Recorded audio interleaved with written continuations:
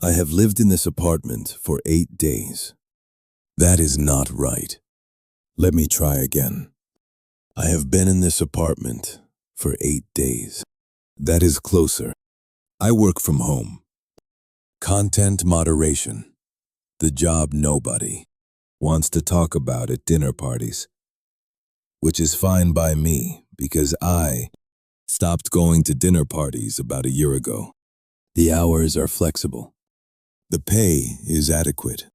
The requirement is you sit in front of a screen for 8 hours and you decide what counts as too much.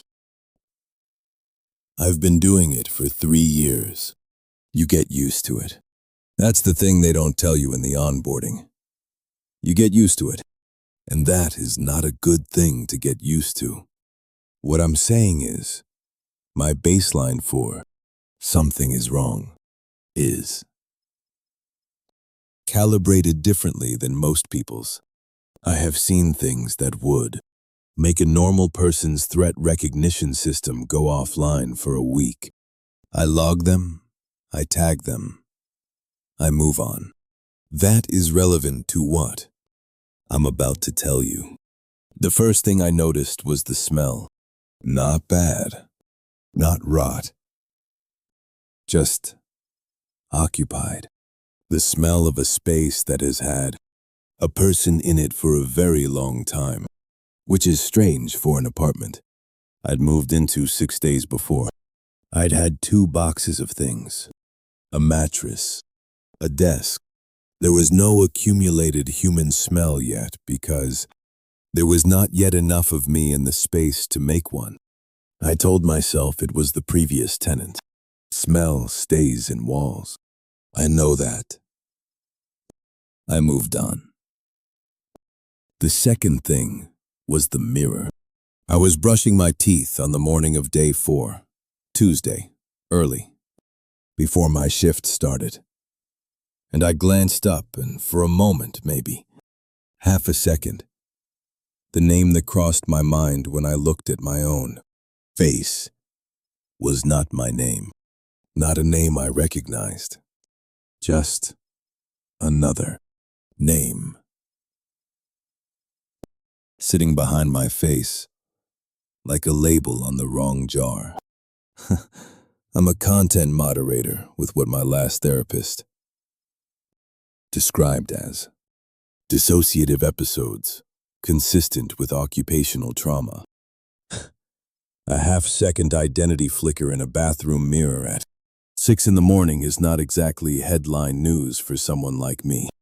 I logged it mentally the same way I log everything. Noted, tagged, moved on. Day 5. I found the prescription bottles. 3 of them, in the cabinet under the bathroom sink, behind the cleaning products I hadn't moved yet. Not old. The labels were current, filled 4 days ago, which was 3 days after I moved in. The name on all 3 was not mine. I stood in the bathroom for a while with one of the bottles in my hand. Sertraline. Melatonin. Something I didn't recognize. All filled that week. All for a person whose name I had never heard. In a pharmacy 2 miles from this address. I checked the lease. I checked the landlord's email. I looked up the previous tenant's name. Different. Completely different. I couldn't explain the bottles, so I put them in a bag and set them by the door to throw away, and I went back to work. The bag was still there the next morning. I assumed I'd forgotten to take it out. I do that. I set things by the door and then walk past them for 3 days. That's not a sign of anything. That's just me. Day 6. I checked my phone. I'd taken a photo from my window the evening before. The street below, The lights coming on. Nothing important. I was checking the focus. The metadata on the image placed it 2 miles away. A specific address. A street I had never been to. I have never been to that part of the city. I checked my location settings. I checked whether the phone had glitched during the update the week before. I went to the Reddit thread for my phone model, and there were 11 posts about metadata corruption after the latest patch. 11 posts. A known bug. Documented. I should probably talk to someone, I thought. This kind of hypervigilance isn't healthy. I'm a person who spent 3 years looking at the worst things humans do to each other. And now I'm standing in my bathroom, reading pharmacy labels and cross-referencing phone metadata. I'm manufacturing threats because I've been trained to find them.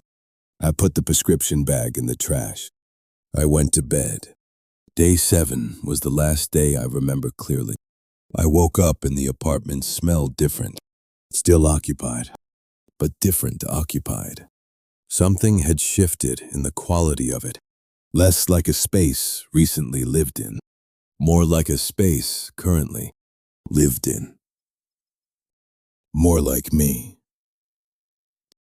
I made coffee. I sat at my desk. I pulled up my queue and started working through the morning's batch. And about 40 minutes in, I reached for my mug with my left hand. I am right-handed. I have always been right-handed. I have reached for mugs with my right hand every morning for 26 years. My left hand picked up the mug. It did it naturally, without hesitation. The way you do something, you have always done. I put the mug down. I picked it up again with my right hand. It felt wrong. I sat very still at my desk for a long time. I tried to remember the morning, getting up, the shower, the coffee, each thing in sequence. I could remember all of it, but it felt adjacent, like remembering something someone told me about, rather than something I had done. I tried to remember the day before. Day 6, the phone metadata, the pharmacy bag.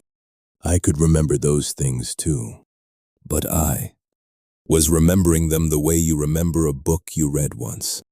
The events are there, but the sensation of being inside them is not. I went to the bathroom.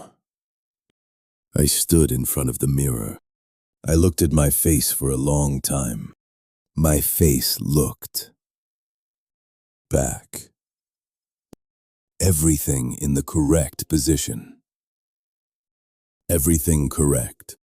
I said my name out loud. My mouth said it. My voice made the sound. It didn't feel like mine. I want to be careful here. I want to be very precise about what I'm telling you, because precision is the only thing I have left that feels solid. I am in this apartment. I am at this desk. I remember moving in 8 days ago. The boxes, the mattress, the drive across the city. I remember all of it. I remember it the way I remember my route to work or the layout of a room I've been in once. I know the facts. The feeling of having been there is thinner than it should be. The prescription bottles are gone. I know I put them in the trash on day 6. This morning, the trash was empty. There are 3 new bottles in the cabinet under the bathroom sink. Same pharmacy. Filled yesterday. My name is on them. My name my date of birth, my address, a prescription for sertraline, melatonin, something I don't recognize. I don't take any of those medications. I have never taken any of those medications. I have never been to that pharmacy. I went to find my laptop to look up the pharmacy address. My laptop was open to my work queue. I'd left it running. I looked at the open file. 47 items logged this morning. Tagged, categorized, complete. I don't remember doing 47 items. I remember doing maybe 15 before I stopped for coffee. I looked at the timestamps. The logging had continued after I got up from the desk. Item 18 was logged at the exact time. I was standing in the bathroom, looking in the mirror.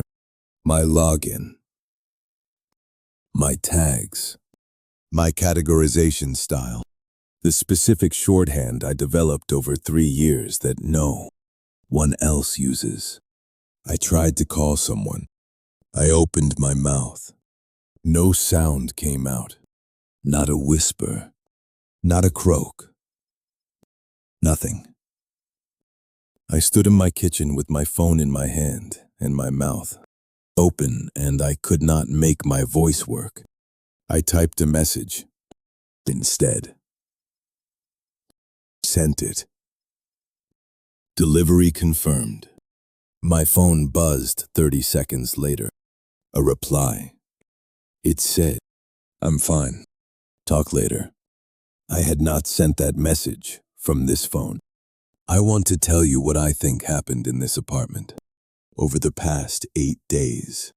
I want to be honest about it, the way I try to be honest about everything, because honesty is the only tool I have that still feels like mine.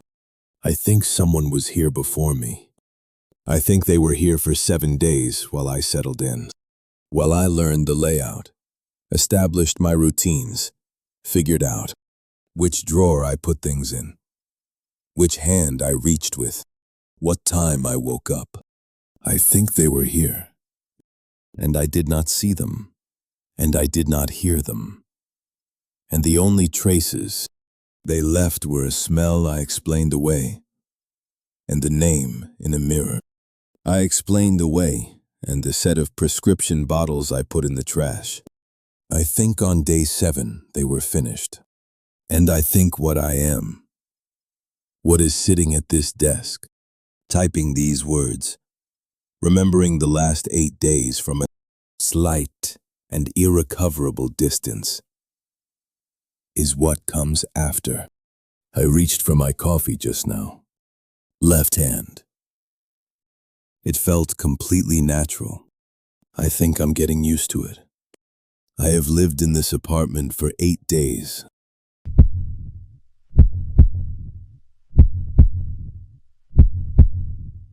I need to tell someone what happened. I'm in my car. Engine running. 3 miles from that house. I don't know where I'm going. I just know I can't go back. My name is Marcus. 38. 2 years as overnight security at a warehouse. Quiet job. Boring. Walk your rounds. Check doors. Log hours. The radio's been broken for months. Static.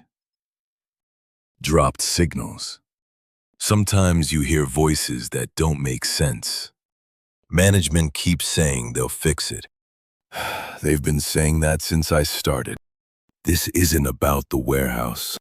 This is about the house I rented 3 weeks ago. And about my brother, Daniel. He disappeared 10 years ago. No note. No body. No call. I was the last person he tried to reach. 3 missed calls from him the night he vanished. I was working a double shift. I saw the calls at 6 in the morning. Called back. His phone was already dead. I've thought about those 3 missed calls every day for 10 years. The listing didn't mention a basement. Landlord Carver showed me the main floor and the bedrooms. Late 60s. Never makes eye contact. When I asked about the door under the stairs, he waved his hand. Storage. Locked.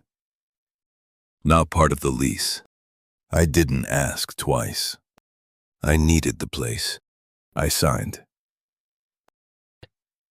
I should have asked. First week was fine. Unremarkable. I worked my shifts. Slept during the day. Ate at the kitchen table.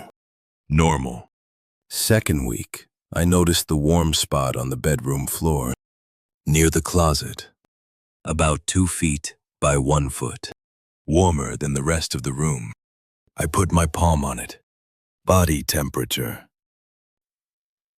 Heel. Architect. 5 toes. Clear as day. Someone had been standing there. A long time. Long enough to warm the wood. Heating system, I told myself. Old houses have hotspots. Pipes under the floor. I knew that. Still didn't like it. 3 days later, I found the scratches. Fresh grooves in the living room hardwood, leading from the front door straight to the hallway closet. Deep. Recent. Splinters still sharp. I knelt down and ran my finger along one of them. The wood was raw, unsealed. They weren't there when I moved in. I'm a security guard. I notice things. That's my job.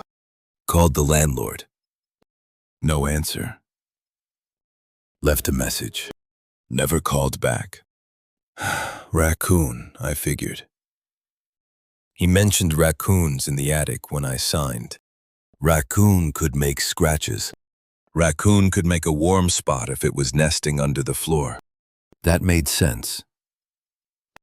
That was logical. But raccoons don't stand in one place for hours. Raccoons don't leave footprints shaped exactly like a man's feet. Raccoons don't know my name.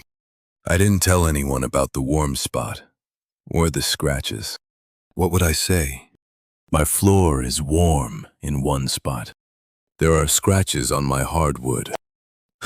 I could hear how it sounded. I kept it to myself. The third week, things got worse. I started finding things moved. Small things. The coffee mug I always kept on the right side of the sink was on the left. The TV remote was on the floor instead of the table. The bathroom towel was folded differently than I fold towels. Each thing by itself was nothing. But together they meant someone had been in my apartment while I was at work. Someone had touched my things. Someone had stood in my bedroom long enough to leave body heat in the floor. I checked every lock, every window, every door. All secure. No one had broken in. No one had forced anything. Whatever was moving my things, it didn't need to break in. It was already inside. That's when I started thinking about the basement door again. I tried to ignore it. I really did. I went to work. I did my rounds. I came home. I slept. I pretended everything was fine, but I couldn't stop checking the closet before bed.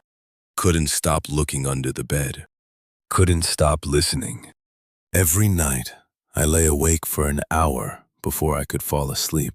Just listening. Just waiting. Last night was when it broke. I got home from my shift at 6 in the morning. Exhausted. Ate something. Watched TV for an hour. Went to bed around 8. I woke up at 2 in the afternoon.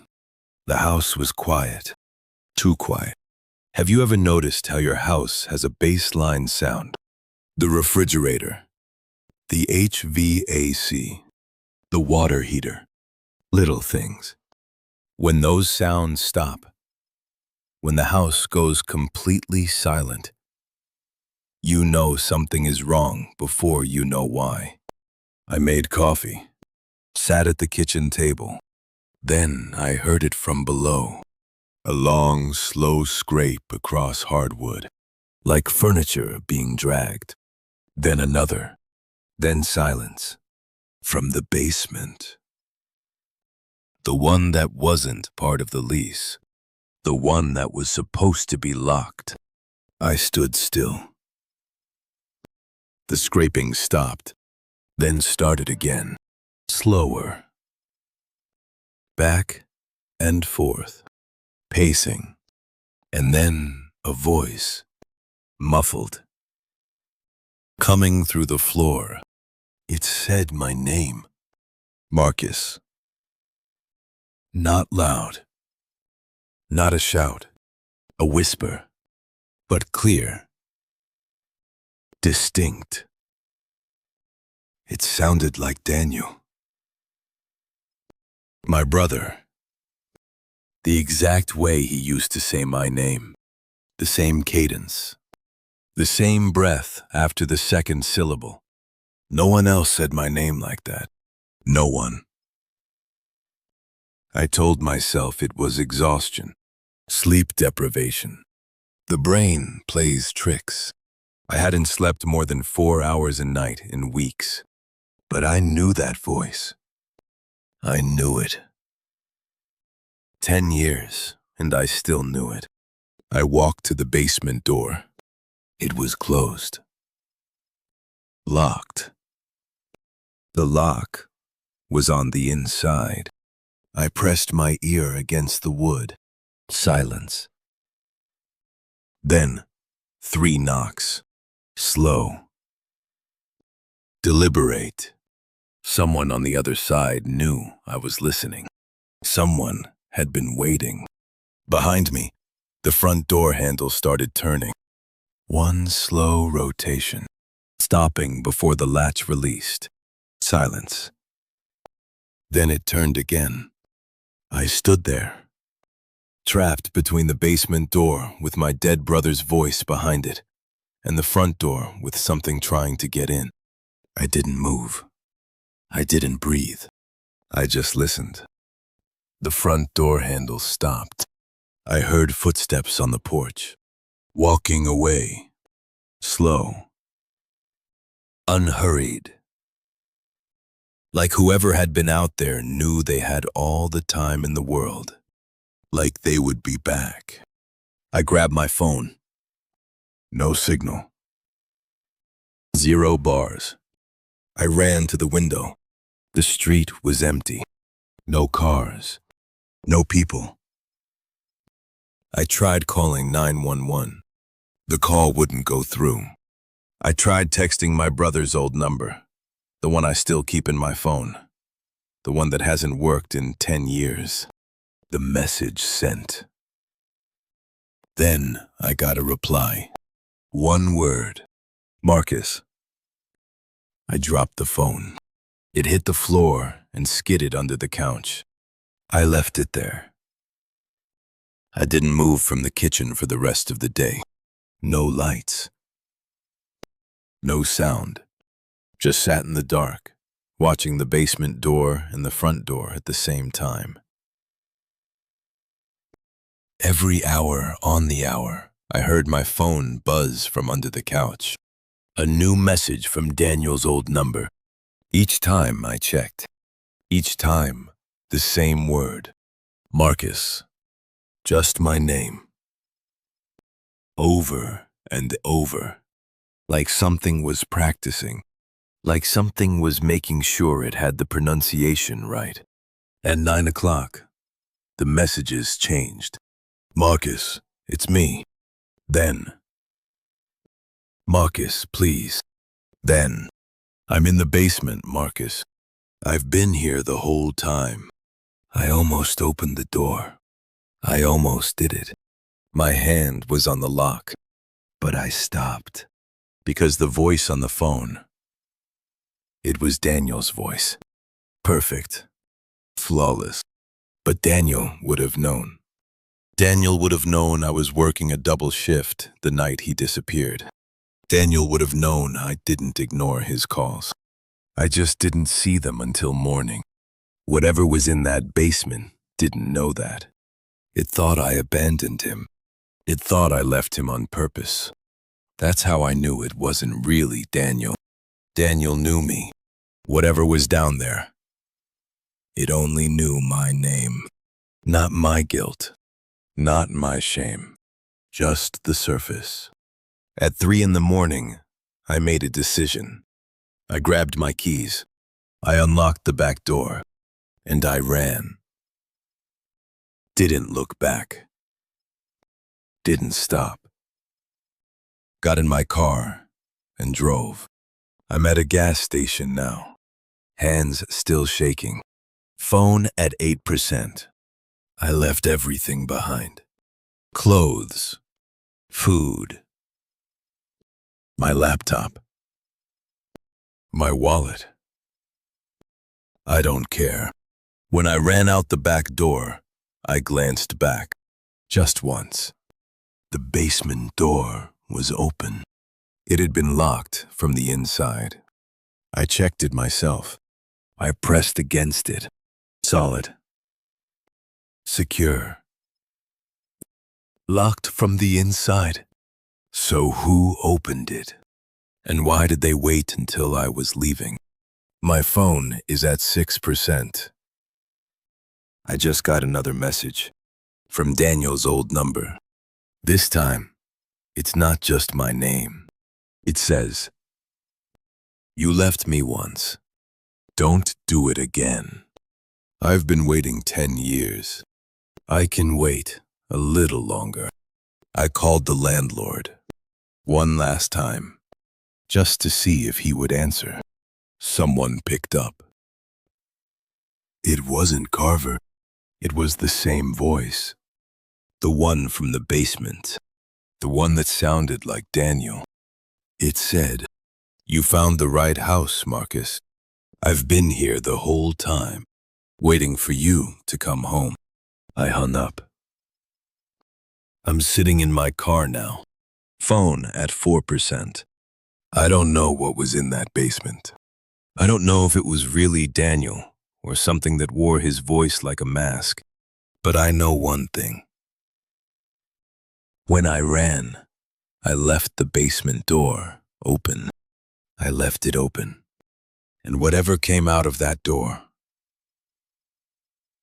it knows where I live. It knows my name. It knows my brother's voice. And it thinks I left it once before. I don't know what it's going to do when it finds me. But I know it's not going to stop looking. Daniel never stopped looking for me either. Before he disappeared. Before I stopped looking for him. I'm sorry, Daniel. I'm sorry I stopped. I'm coming. Just tell me where you are.